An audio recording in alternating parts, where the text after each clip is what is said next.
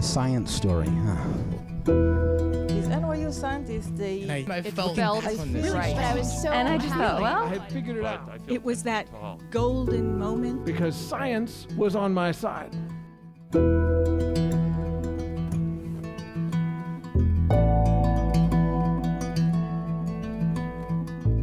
Hey everyone, welcome to The Story Clatter, where true personal stories about science help us to discover how weird and wonderful it is to exist in this world and be a human.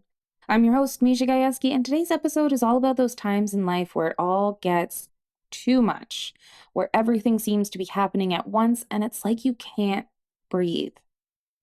I think we've all experienced times like that in life. And while sometimes it's just something small like the laundry piling up that makes us feel overwhelmed, in the case of our stories today, a bit more serious than that. Like with our first storyteller, Julie Raskin, who doesn't know how to handle her newborn, who won't stop crying or nursing. And we're not talking about regular newborn fussiness. I don't want to give too much away, but Julie's story is so moving. We're so happy she shared it with us. Julie is the CEO of Congenital Hyperinsulinism International, CHI, and her story is recorded in her home in Glen Ridge, New Jersey. Here's Julie.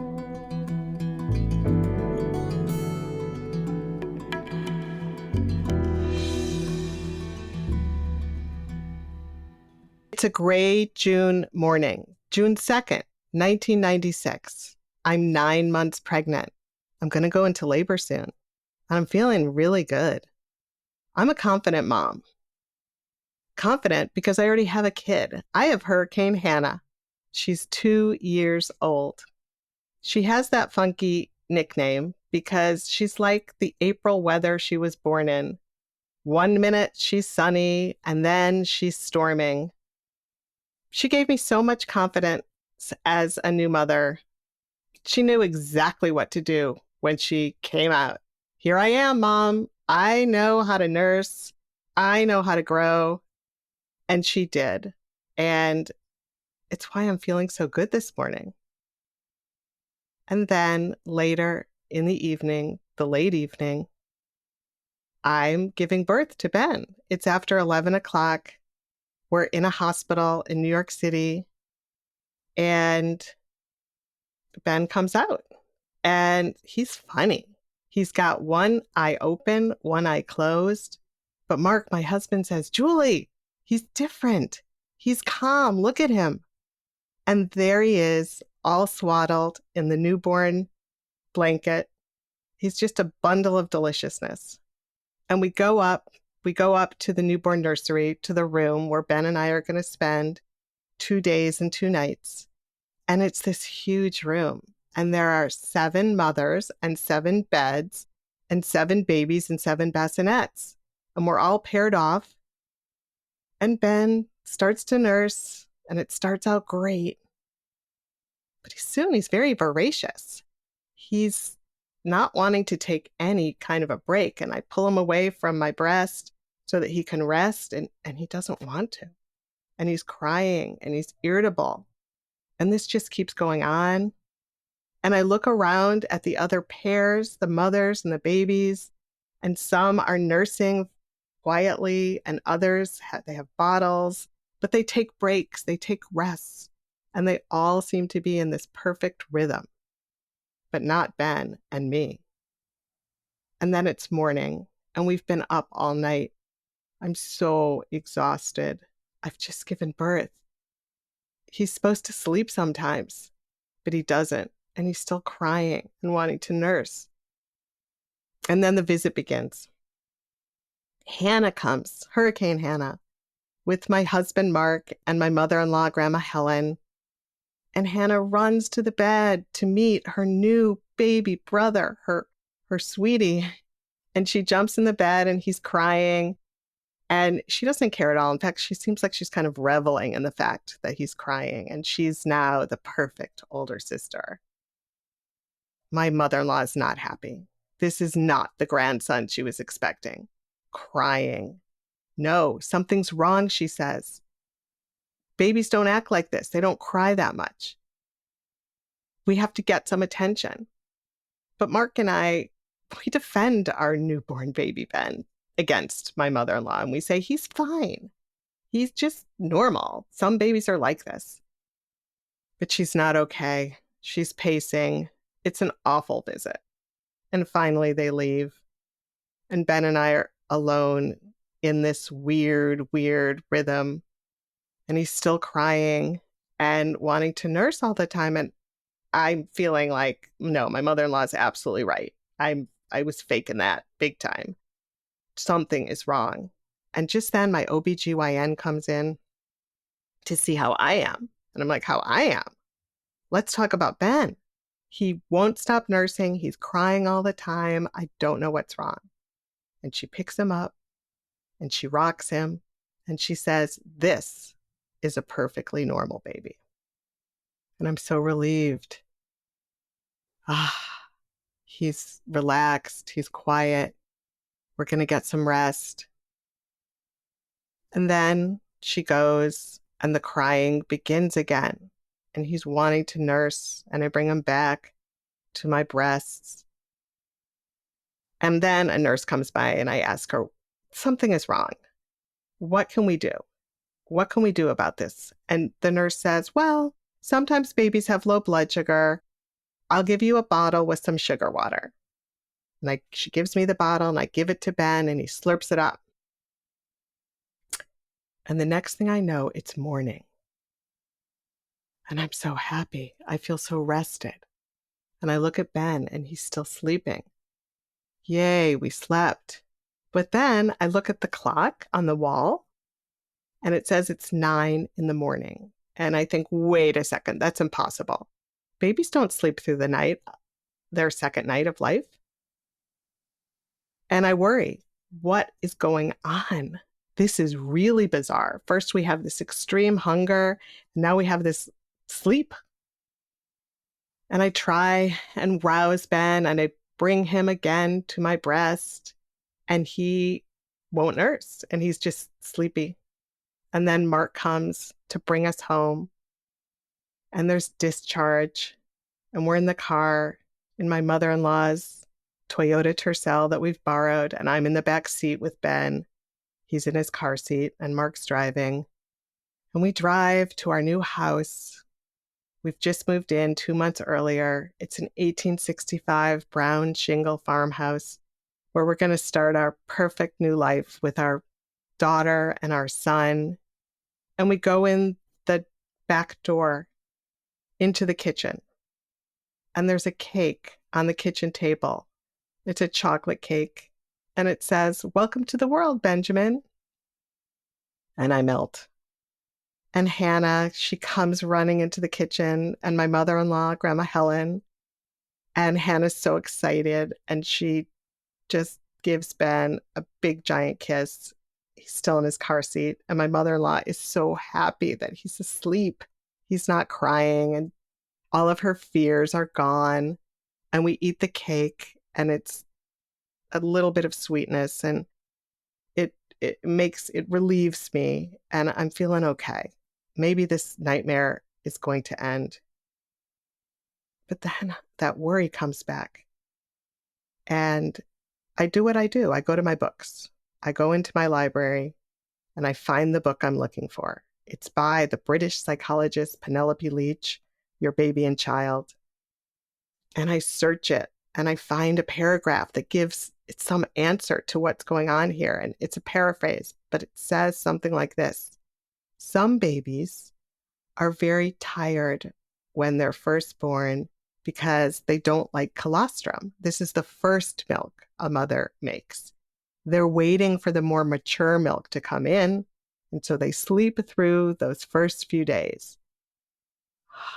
Wow, there's an explanation for this. I'm overjoyed. But then it's morning again. We've spent our first night at home, and I realize Ben didn't nurse again. He slept through the night. And I look over at the bassinet, and I look at my sweetheart, my little newborn Ben, and his eyes are closed, but his mouth is doing something very funny. It's making weird smoke ring-like movements, little O's. And I say to Mark, something's wrong. And Mark looks and he agrees. And we rush to our new pediatrician in New Jersey's office, get in the car, and we're there, and she sees us, and she sees Ben, and she says, you have to go to the neonatal intensive care unit at St. Barnabas. It's very nearby, and she gives us directions. And we're driving there, and I'm so worried. I feel somewhat validated, because this has just been such a strange few days. And it's good to know that he's going to get some medical care, some medical help. But I'm so worried. And we get there, and we're in the waiting room, and a nurse comes for Ben. And they go back through the double doors that automatically close into the neonatal intensive care unit. And it's like a wall that separates me from my newborn, from Ben. And I feel so much pain. And we wait together, Mark and me. And finally, the doors open again. And a doctor, a very elegant doctor, wearing a white coat and high heels, and she has a Hungarian accent. And she asks me and Mark if we're Ben's parents, and we say we are. And she explains to us that Ben, his blood sugar didn't register upon arrival, and he had seizures.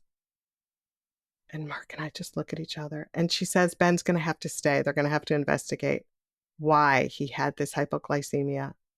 And he stays for 7 days. And over the course of these 7 days, we learn that Ben has had a brain injury from prolonged hypoglycemia. And finally, on the 7th day, we learn from a pediatric endocrinologist who explains to us what Ben has. Ben has congenital hyperinsulinism. It's a disorder that strikes newborns, causes the overproduction of insulin, which causes severe hypoglycemia. And the brain and the body need sugar to grow and develop. And Ben is going to need a treatment to stabilize his sugar. So we enter this new world, and he's going to be hospitalized and go to a center of excellence where he's going to be for months. This news just sits with me, and it sits with Mark. And I think back to that very strange rhythm that Ben experienced when he was first born, those first few days with his nursing and then his lethargy, and it all made perfect sense.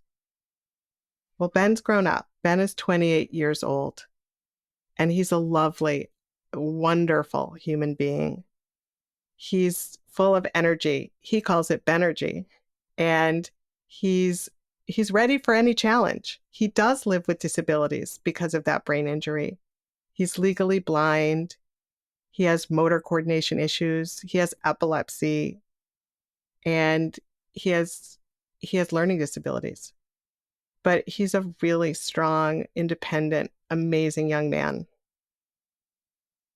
Nevertheless, I think back to that brain injury, and I know that it didn't have to happen. There's a very simple blood test. It costs pennies. It can be done at the bedside. If only when he was first acting so differently from the other newborns, when he was so voracious, if only a medical professional had come and checked his blood glucose level, his ketone levels, we would have known that Ben had a condition that was causing this hypoglycemia, and they could have intervened. They could have given him an IV glucose, because this is appalling that this could happen. It's appalling that the fate of a newborn is in the hands of a postpartum mother who doesn't understand the signs her newborn is giving her, that he's not getting the sugar he needs. It shouldn't be on her to save his brain.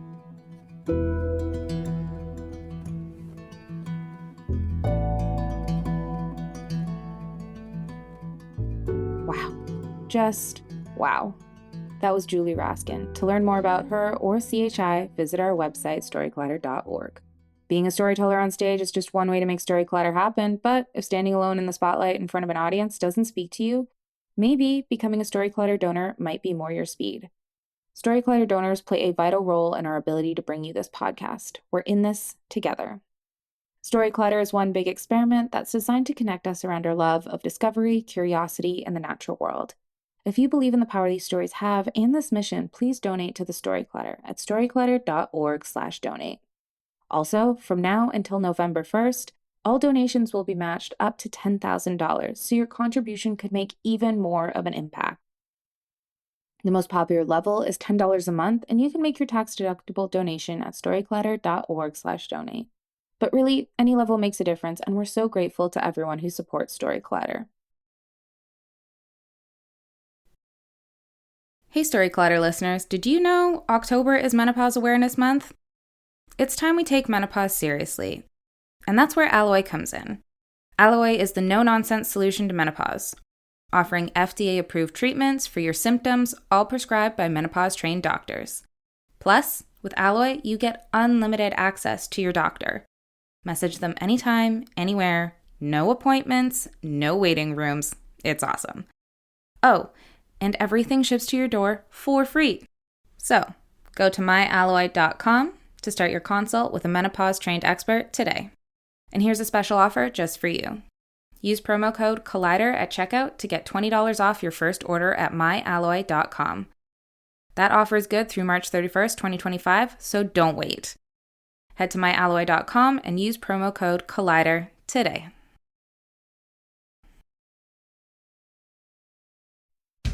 Hey Amazon Prime members, why pay more for groceries when you can save big on thousands of items at Amazon Fresh? Shop Prime exclusive deals and save up to 50% on weekly grocery favorites. Plus, save 10% on Amazon brands, like our new brand Amazon Savor, 365 by Whole Foods Market, Aplenty, and more. Come back for new deals rotating every week. Don't miss out on savings. Shop Prime exclusive deals at Amazon Fresh. Select varieties. Our next story is from journalist and founder of the Caribbean television network, Emmanuel Paul. His story is recorded at the MIT Museum in Boston, and his story gives an incredible insight into just how difficult it is to navigate the U.S. healthcare system as an immigrant. Here's Emmanuel.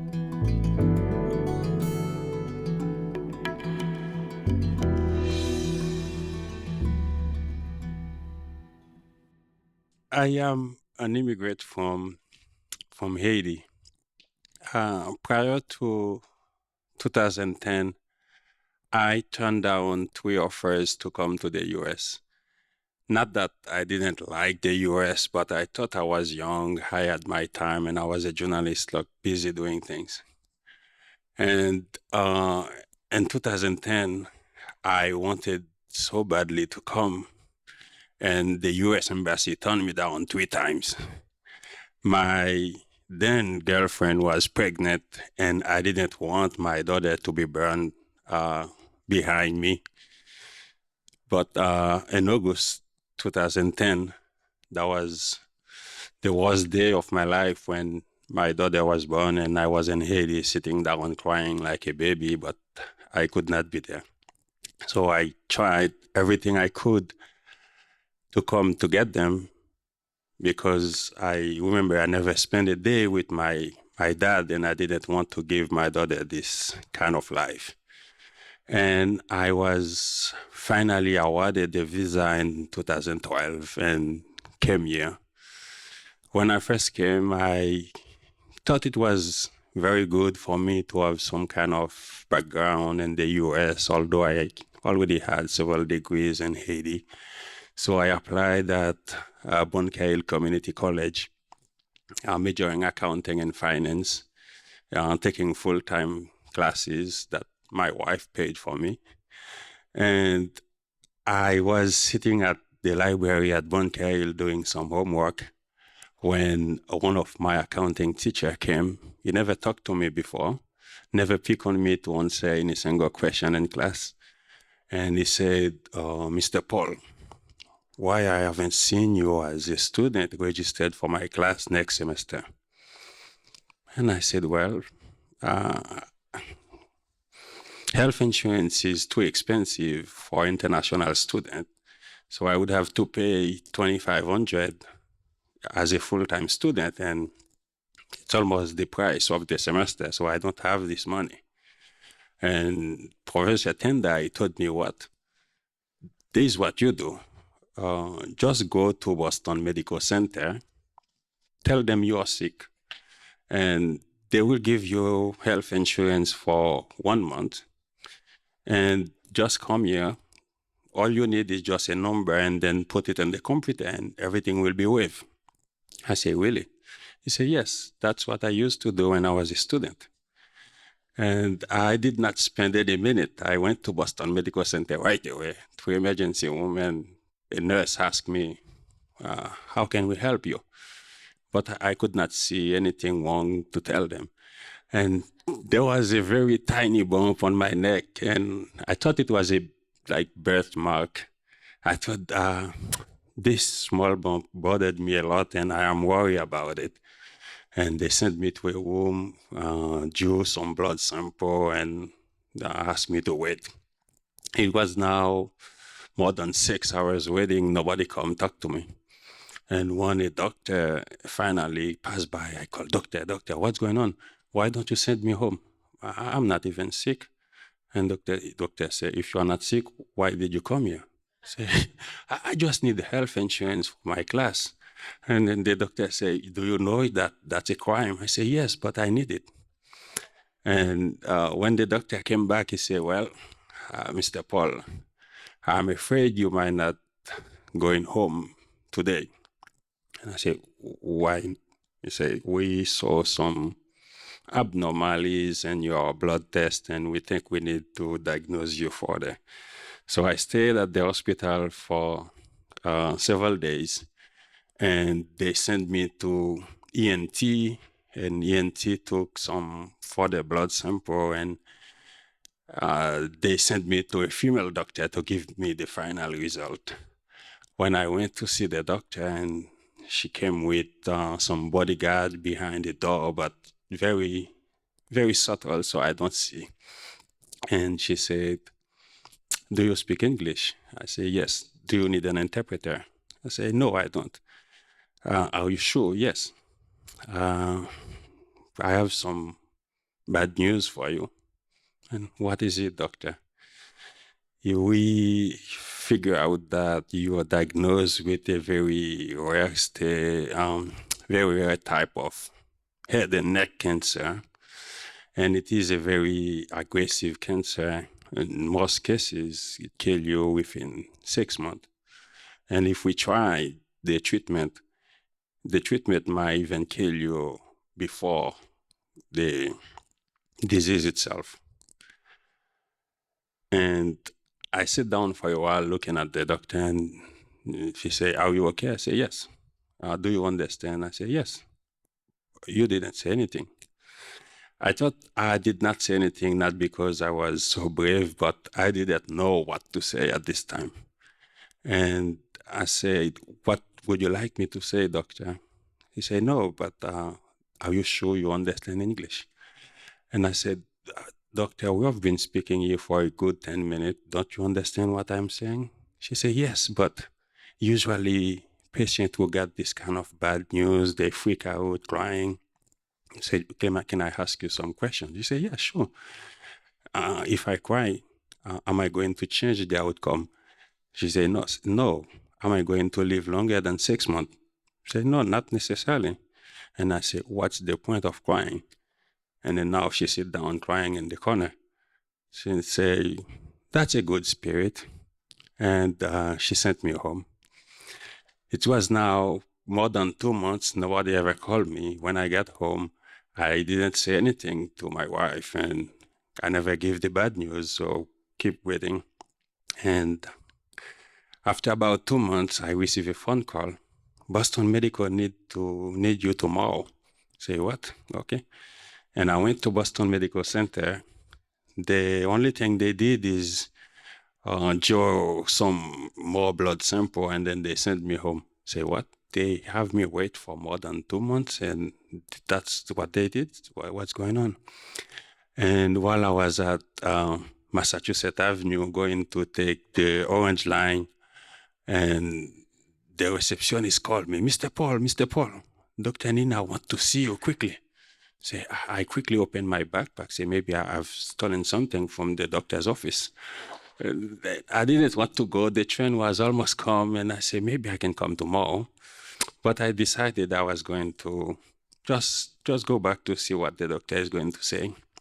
And then when I get to the doctor's office, and Dr. Nina said, I did not pay much attention to your blood, to your lab test. And they are worse than I thought they were. And the bureaucracy at Boston Medical Center is very, very terrible. So they might not even start the treatment for you, and you might be dead before that. Say, here's what I'm going to do for you, but I didn't tell you. Say, okay. You're going to sit here. I'm going to leave you in the room. Just pretend to be dead, and we will do the rest. Say, what? So now, the first time, the professor asked me to pretend that I was sick. And then now a doctor asked me to pretend that I'm dead. Am I going to die for real?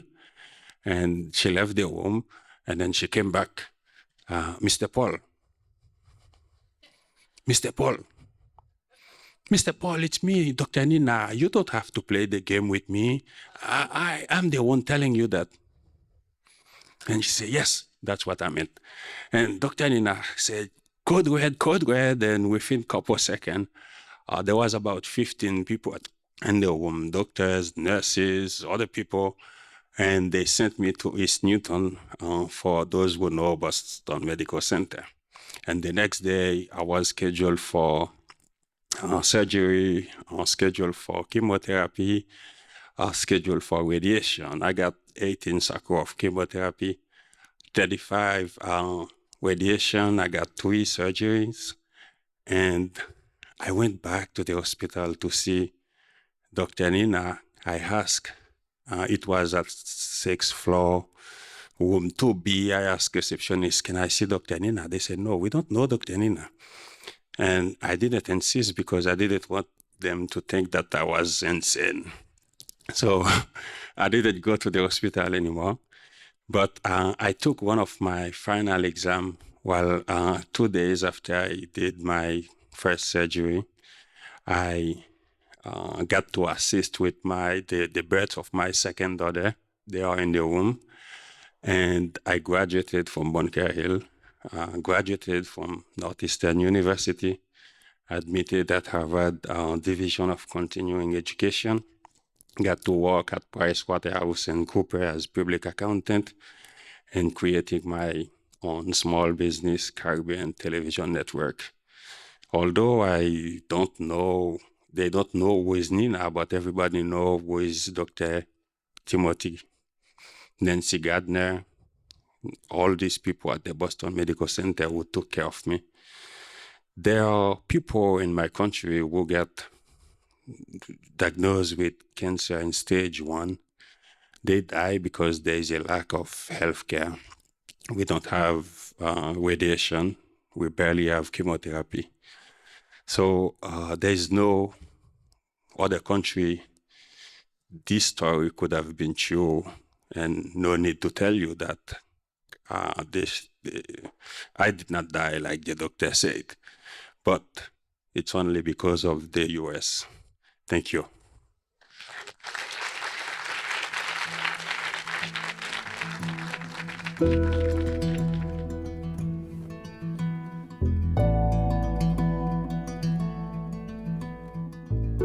That was Emmanuel. To learn more about him, visit our website, storyclatter.org. Our website is just one way to connect with Storyclatter, but there are so many other ways, and we hope you'll use them all. You can always follow us on social media. We're on Twitter, Facebook, Instagram, and TikTok. Head to storyclatter.org to become a financial supporter. Or if you want to come to one of our shows, start your own Storyclatter show in your community, or even learn how to tell your own science story, you can learn all about that on our website too.